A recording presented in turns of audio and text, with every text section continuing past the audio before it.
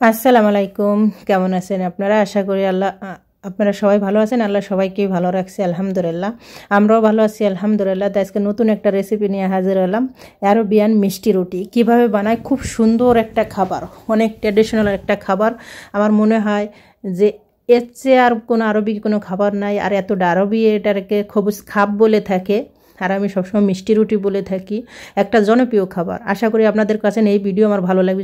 যদি ভালো লাগে অবশ্যই একটা লাইক, কমেন্ট, শেয়ার করে দেবেন এবং আমার চ্যানেলটা সাবস্ক্রাইব করে রাখবেন। বিসমিল্লাহর নাম করে শুরু করছি আজকের রেসিপি।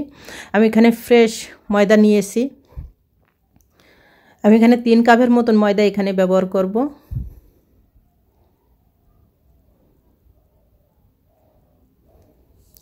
এখন ময়দাটা অবশ্যই খুব সুন্দর করে চেলে নিতে হবে, যাতে কোনো ইটি থাকে ময়লাটলা সেটা বের হয়ে যাবে। আমি এখানে 3 চামচের মতন গুঁড়ো দুধ ব্যবহার করেছি। 3 চামচ গুঁড়ো দুধ নিয়েছি। পরিমাণ মতন লবণ অবশ্যই দেবেন যত মিষ্টি। আর তার ভিতরে আমি 3 চামচের মতন চিনি দিয়ে দিতেছি। দেখুন, 3 মেজারমেন্টের কাপের হলে 3 চামচ গুঁড়ো দুধ, 3 চামচ চিনি আর পরিমাণ মতন লবণ। আর এখানে আমি 2 চামচ ইস্ট ব্যবহার করব, যাতে একটা খামির হওয়ার জন্য। যদি আপনারা আমার এই রেসিপি দেখেন অবশ্যই বুঝবেন যে এটা কীভাবে বানায় আর কীভাবে। এটা আরবি একটা ট্র্যাডিশনাল খাবার। ওরা বলে থাকে খবুজ খাব বলে থাকে। কেন কি অন্য খাবো, এই রুটিটা যে এত মজার আর এত টেস্টি, না বানাই খাইলে আর কোনো টেস্ট বুঝবেন না। অবশ্যই আমি একটা ফুড কালার ব্যবহার করতেছি, এলো ফুড কালার। আপনারা চাইলে অন্য ফুড কালার ব্যবহার করতে, নাও ব্যবহার করলে কোনো সমস্যা নেই। তার বদলে আপনারা স্যাফরান ব্যবহার করতে পারেন। আর এখানে আপনারা পানিতে ময়ান দিতে পারেন। আটাটা খুব সুন্দর সফট করে নরম করে পানি দিয়ে সেন দেবে। কিন্তু এখানে আমি দুধটা ব্যবহার করতেছি, সমস্যা নেই, আপনারা পানি দেবো। আমি কিন্তু পানি দেবো, কিন্তু এই আটাটা সেনি।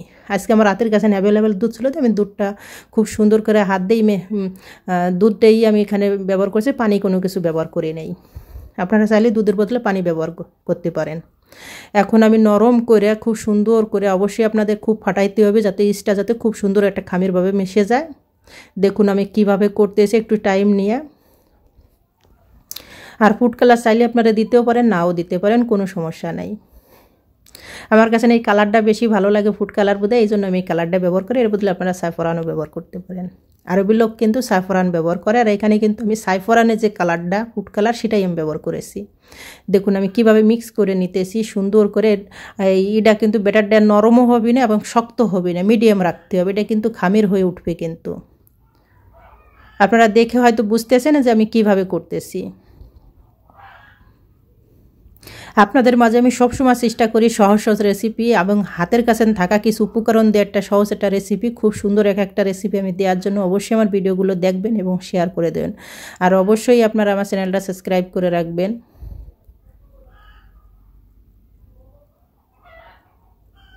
আর যারা ফেসবুকে দেখেন তারা অবশ্যই আমার ফলো বাটনটা চাষ দিয়ে রাখবেন, যাতে ফেসবুকে আপনারা এই ভিডিওগুলো দেখতে পারেন। এখন আমি একটা বাটি নিয়েছি হটপট, সেখানে আমি সামান্য একটু তেল ব্রাশ করে নিতেছি।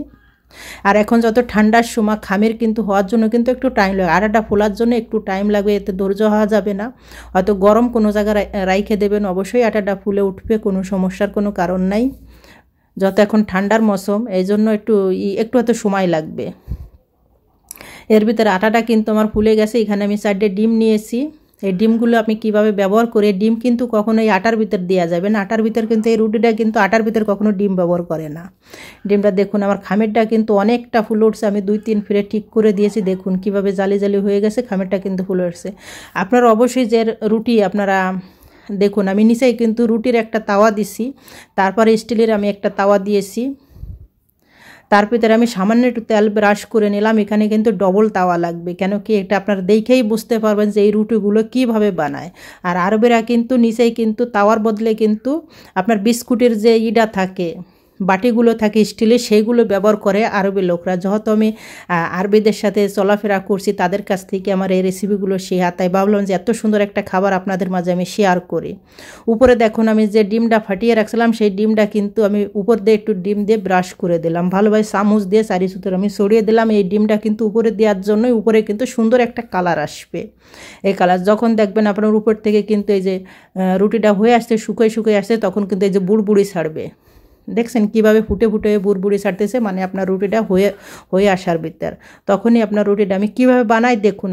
আপনারা দেখলেই কিন্তু অবশ্যই আপনারা শিখে যাবেন। দেখুন আমি কিন্তু যখন দেখলাম আমার নিচেরটা হয়ে গেছে, তখন আমি উল্টেই দিয়েছি। রুটিটা কিন্তু তাওয়ার পর উল্টেই দিতে হবে। আর আপনাদের কাছে যদি কোনো বিস্কুটের স্টিলের কোনো প্যাকেট মানে থাকে, সেগুলো দিয়ে আপনারা এই রুটিগুলো আরও সহজে খুব সুন্দর করে বানাই নিন। দেখুন কি সুন্দর কালার আছে। আমি একটা বানাই নিলাম, আপনাদের সুবিধার জন্য আমি আবার দেখাই দিতেছি আমি কিভাবে এই রুটিগুলো বানাই। হাত দিয়ে অবশ্যই আমি ছড়াই দিতেছি। এখন আমি ডিম দিয়ে চারি চতুর ছড়াই দেবো। দেখুন আমি ডিম দিয়ে চারি চতুর ছড়াই দিতেছি। পরিমাণ মতন অবশ্যই দেবেন, বেশি কম দেওয়া যাবে না, পরিমাণ মতন। আর এই রুটিটা বানালে এত টেস্ট মাশাআল্লাহ। আপনারা এর সাথে সস দিয়েও খেতে পারেন, মানে চিনির শিরা দিয়ে, তারপরে এর সাথে মধু দিয়ে আপনারা পরিবেশন করতে নেন। আরবি লোকরা মধু দিয়ে এটা পরিবেশন। যখন আমার উপরে হয়ে গেছে দেখুন আমি তাওয়ার পর উল্টাই দিতেছি। সোজা কিন্তু আগুনই কখনো দেওয়া যাবে না, এটা একটার পর একটা কিন্তু একটার পর আরেকটা কিন্তু দিতে হবে। আমি কিভাবে বানাচ্ছি আপনারা দেখে হয়তো এত সময় বুঝতে পারছেন। আর একবারই তেল ব্রাশ করে আর কখনো করা লাগবে না, খুব মজার একটা খাবার। আর আমার আটাটা সেনা এত পারফেক্টলি হয়েছে, এই জন্য কিন্তু আমার রুটিগুলো কিন্তু অটোমেটিক কিন্তু ফুলে আসতেছে। যদি আপনার আটা সেনা যদি পারফেক্ট হয় আপনার রুটিটা কিন্তু খুব ভালো হবে। আর এই রুটিগুলো আমি একবার দুইবার বানাই না, আমি হাজার ফিরে এই রুটিগুলো বানাইছি। যখন আমি দেশের বাড়ি ছিলাম হাজার ফিরে এই রুটিগুলো, যখন আমার বাসায় মেহমান আসছে তাদেরও আমি এই রুটিগুলো সার্ভ করে দিয়েছি। তাদের এত জনপ্রিয় খাবার, এজন্য ভাবলাম যে আমার বাংলাদেশি ভাই বোন তাদের সাথে আমি এই রেসিপিটা শেয়ার করি। আর যারা আরবি কান্ট্রিতে গেছেন অবশ্যই তারা জানেন যে এই রুটির নাম কি এবং এই রুটি কী। অবশ্যই আপনাদের যদি এই রুটির নাম জানেন তো সেটাকে আমাকে বলে দিন। দেখুন কিভাবে ফুলে উঠছে আর কী সুন্দর। আমি দেখুন আপনাদের সুবিধার জন্য কিন্তু আমি বারবার দেখিয়ে দিতেছি এই রুটিগুলো কীভাবে বানাবেন। মাশাআল্লাহ মাশাআল্লাহ, এত সুন্দর কালার আসছে। এই ডিমের জন্য ভিতরে কিন্তু আটার ভিতরে ডিম দেওয়া যাবে না, উপরটাই কিন্তু ডিমটা দিতে হবে সুন্দর একটা কালার আসার জন্য, দেখার জন্য। দেখুন আপনাদের সুবিধার জন্য কিন্তু আমি বারবার দেখিয়ে দিতেছি। আর এই রুটি আপনারা আগে পরে খাইছেন, যদি খেয়ে থাকেন সেটাও আমাকে জানায়েন।